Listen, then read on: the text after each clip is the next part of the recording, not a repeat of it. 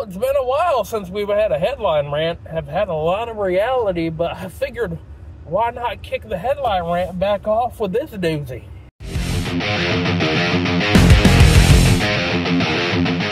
Now, there's a lot to unfold in this one, so just keep up.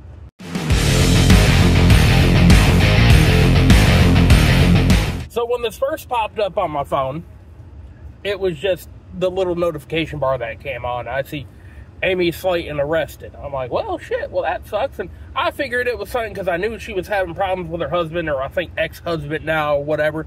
Figure it was something on the end of a domestic situation. But when I open it up and then see that she was arrested after the police were called from a camel bite, I was intrigued. Now, before we go any further, I have to give it to this journalist who wrote this article, because it just kept, you wanted to figure out what the hell was going on. The way they broke this down in the article, you're reading, you're like, wait, I gotta keep reading to figure out the end of this. I mean, she did better than Dr. Seuss on this, because I just wanted to keep on reading and keep on reading. And I hate to read. So like I said, I go in thinking that she got arrested for some domestic thing. And I open it up, and it says that she was arrested after calls of a camel bite. I'm like, well, that makes no sense. Was she, like, trying to ride the camel and get bit? Like, what the hell's happening here? Nay, that is not what happened. It gets better. Here's more. They essentially call the cops on themselves because they're, well, we all know they're not the brightest bulbs in the box. If you've watched the show, neither here nor there.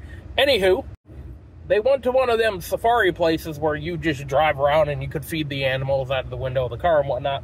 Well, I guess one of them got bit, and they done called 911 because they got a camel bite. Normally, not the phone call I would expect as a dispatcher in Tennessee, but here we are, this is 2024. You shouldn't be surprised anymore. So the cops get there to figure out what the hell is going on. See, we got a call for a camel bite. How can we help? Oh, there's a funky smell coming out of your vehicle, ma'am, and you want to step out for a second? And listen, this is why I laugh at these people who get pulled over, who have a little bit of the devil's lettuce or whatever kind of drug. They are always so nose blind to the smell. I mean, don't get me wrong. Back in the day when I was in high school, I partook in some of that extracurricular activities, and I thought it never smelled. I would do a little bit of cologne. Nobody ain't gonna smell shit. Bullshit. It smells like Pepe Le Pew coming down the goddamn road, and everybody smells it, but we're all like, what do you mean? I don't smell nothing. It makes you a little... Police go, and they pull them out of the vehicle. Obviously, they got that probable cause now, because they smell the extracurriculars. So, and I guess while they do the search of the vehicle, they find a Schedule 1 drug and a Schedule 4, 5, I don't know. They did it in Roman numerals. I'm not good with that shit. I never have been. I fully admit it. Just put in the goddamn number. But it was Schedule IV. So whatever that is. I don't remember if it's you add it or you subtract it or... Anywho, Schedule whatever drug. They found those in there. So, people... If there's an emergency and you do the extracurriculars, how about, I get it, you may need help because you got bit by a camel, but do this. Make the call, step away from the vehicle. Go far away from the vehicle.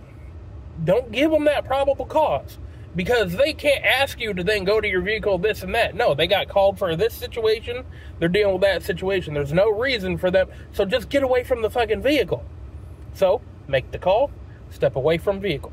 One more time, make the call, step away from vehicle. Because now you got yourself hemmed up in a whole fucking situation because you initially just got bit by a camel, but now you got drug charges and all this shit. And honestly, I don't know how you start that conversation when you get in jail, because naturally all the cellies and whatnot ask, hey, what did you get in here for? How did you get locked up? I don't know how you would start that conversation. Be like, so, there I was, balls deep in a camel's ass. I don't fucking know. But anywho, I'm starting to really ramble now because this is crazy. I can't wait for the next article with the update of this to come out because I'm definitely going to read it.